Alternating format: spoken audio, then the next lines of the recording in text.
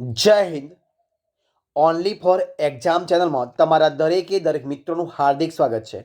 તો આજે મિત્રો હું તમારી સમક્ષ 1500 જનરલ નોલેજનું મિત્રો એક મિત્રો પીડીએફ ફાઇલ બનાવી છે કે જેની અંદર 1500 જનરલ નોલેજના ટોટલ પ્રશ્નો છે અને એમાંથી હું દરરોજ તમારી સમક્ષ 50 મહત્વપૂર્ણ જનરલ નોલેજના મિત્રો જે પ્રશ્નો છે એ પ્રશ્નો તમારી સમક્ષ દરેક વિડીયોમાં મૂકીશ. તો આજે આ વિડીયોમાં ભાગ નંબર 1 છે કે જેમાં 50 મહત્વપૂર્ણ પ્રશ્નો હશે. તો વિડીયો પૂરેપૂરો જોજો, જે આવનારી દરેક સ્પર્ધાત્મક પરીક્ષા મિત્રોની અંદર એ પ્રશ્નો પૂછવાની શક્યતા છે. તો શરૂઆત કરીએ આપણે ભાગ નંબર 1 વિડીયો 1. તો જોઈએ પ્રશ્ન નંબર 1 થી આપણે શરૂઆત કરીએ. જો પ્રશ્ન 1 છે કે પ્રાચીન ગુજરાતની વિશ્વવિખ્યાત વિદ્યાપીઠનું નામ જણાવવાનું છે. તો જવાબ શું આવશે? જવાબ આવશે વલ્લભી વિદ્યાપીઠ. કઈ છે? વલ્લભી વિદ્યાપીઠ આવશે. આગળ પ્રશ્ન, ગુજરાતમાં સૌપ્રથમ પ્લેનેટોરિયમ ક્યાં સ્થપાયું હતું? તો જવાબ આવશે સુરતની અંદર. ક્યાં સ્થપાયું હતું? સુરતમાં. પ્રશ્ન આપણે આગળ જોઈએ કે પોતાના શાસનકાળમાં ફરજિયાત પ્રાથમિક શિક્ષણ દાખલ કરનારી રાજવી મિત્રો કોણ હતા? તો એ હતા મહારાજા સયાજીરાવ ગાયકવાડ. કોણ હતા? મહારાજા સયાજીરાવ ગાયકવાડ, જે વડોદરાના હતા. આગળ પ્રશ્ન, ગુજરાતમાં સૌથી મોટું પુસ્તકાલય મિત્રો ક્યાં છે? તો ગુજરાતમાં સૌથી મોટું જો પુસ્તકાલય હોય તો એ છે સેન્ટ્રલ લાઇબ્રેરી છે અને એ છે વડોદરા. મિત્રો શું છે? Central library Vadodara. જોઈએ પ્રશ્ન આગળ કે ગુજરાતમાં રાષ્ટ્રભાષાના પ્રચાર માટે કઈ સંસ્થા કામ કરે છે? તો ગુજરાત પ્રાંતીય રાષ્ટ્રભાષા સમિતિ. કઈ છે? ગુજરાત પ્રાંતીય રાષ્ટ્રભાષા સમિતિ. જોઈએ પ્રશ્ન આપણે આગળ જો કઈ પ્રશ્ન છે કે અનાથ બાળકોને આશ્રય મળી રહે તે માટેની શુભ શરૂઆત કોણે કરી છે? તો મહિપતરામ રૂપરામ. કોને કરી છે? મહિપતરામ રૂપરામે. પ્રશ્ન આગળ, ડોંગ જિલ્લાનું વડું મથક કયું છે? તો જવાબ આવશે આહવા. કયું છે? આહવા. બરોબર છે. જોઈએ પ્રશ્ન આગળ, ગુજરાતમાં પુસ્તકાલય પ્રવૃત્તિના પ્રણેતા કોણ ગણાય છે? તો મોતીભાઈ અમીન. કોણ ગણાય છે? મોતીભાઈ અમીન. આગળ પ્રશ્ન જોઈએ, ગુજરાતમાં કયો છે પ્રશ્ન? ગુજરાતમાં જામનગર નજીક સૈનિક શાળા ક્યાં આવેલી છે? તો બાલાછડી. ક્યાં આવેલી છે? બાલાછડીમાં. પ્રશ્ન આગળ જોઈએ, શાળાએ જતા બાળકોને વીમા કવચ પૂરું પાડતી ગુજરાત સરકારની યોજનાનું નામ શું છે? તો વિદ્યાદીપ યોજના. કયું છે? વિદ્યાદીપ યોજના. પ્રશ્ન આગળ, ગાંધીજીએ ભાવનગરની કઈ કોલેજમાં અભ્યાસ કર્યો હતો? તો શામળદાસ કોલેજ. કઈ આવશે? શામળદાસ કોલેજ. પ્રશ્ન આપણે આગળ જોઈએ કે કયા ક્રાંતિકારી દેશભક્ત ઓક્સફર્ડ યુનિવર્સિટીમાં સંસ્કૃતના અધ્યાપક હતા? કયાના સંસ્કૃતના અધ્યાપક હતા? તો જવાબ આવશે શ્યામજી કૃષ્ણ વર્મા. કોણ હતા? શ્યામજી કૃષ્ણ વર્મા. પ્રશ્ન આગળ, ભારતમાં ટેલિકોમ ક્રાંતિ લાવવામાં કયા ગુજરાતીએ અગ્રણી ભૂમિકા ભજવી છે? તો સામ પિત્રોડા. કોણ હતા? સામ પિત્રોડા.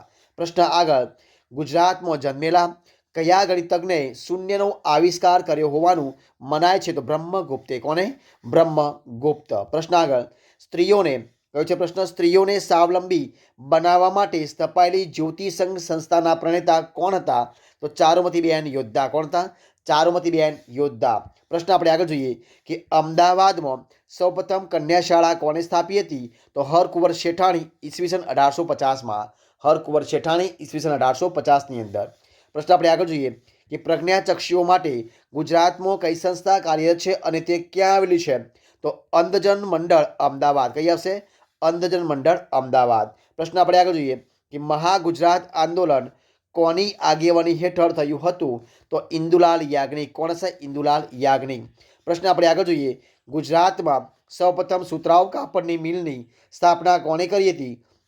તો રણછોડલાલ છોટાલાલ. કોને કરી હતી?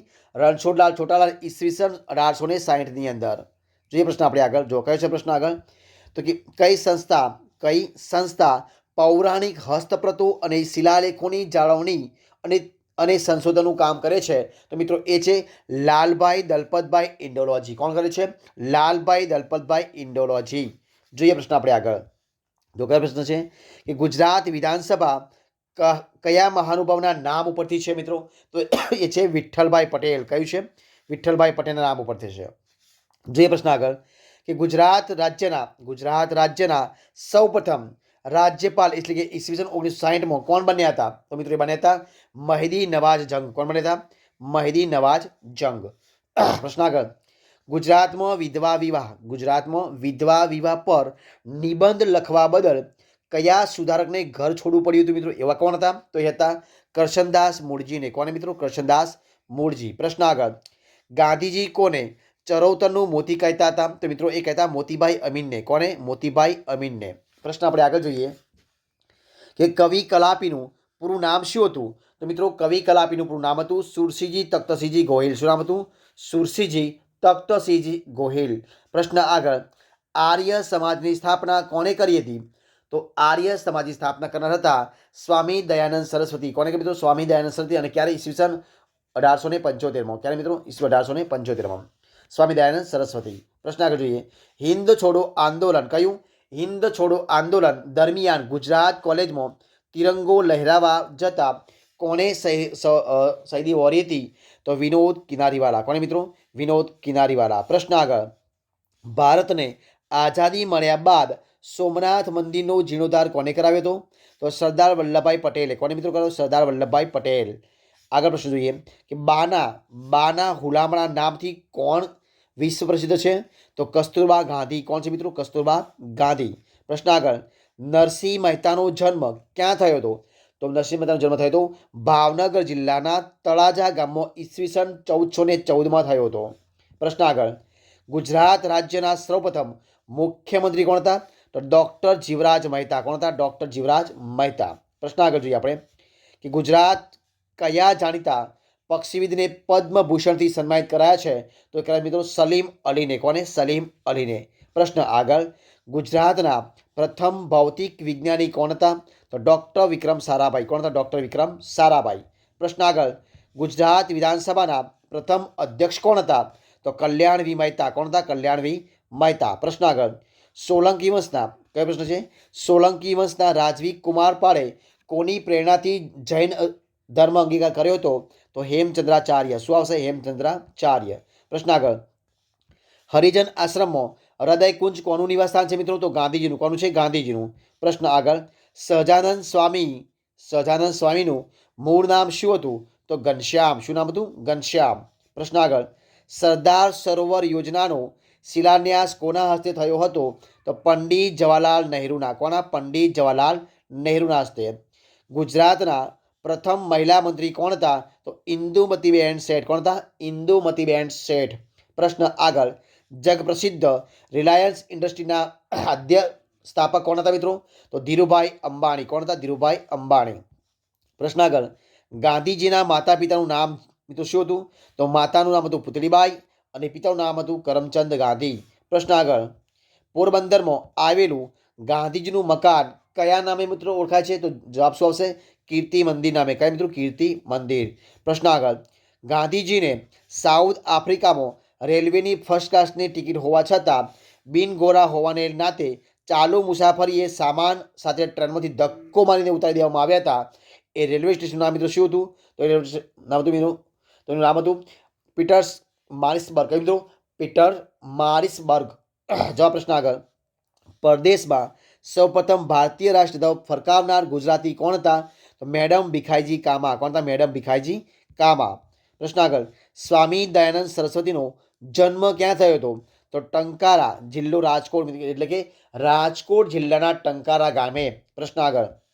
સ્વામી દયાનંદ સરસ્વતીએ રચેલા ગ્રંથનું નામ શું છે? તો સત્યાર્થ પ્રકાશ. કયું છે? સત્યાર્થ પ્રકાશ. પ્રશ્ન આગળ.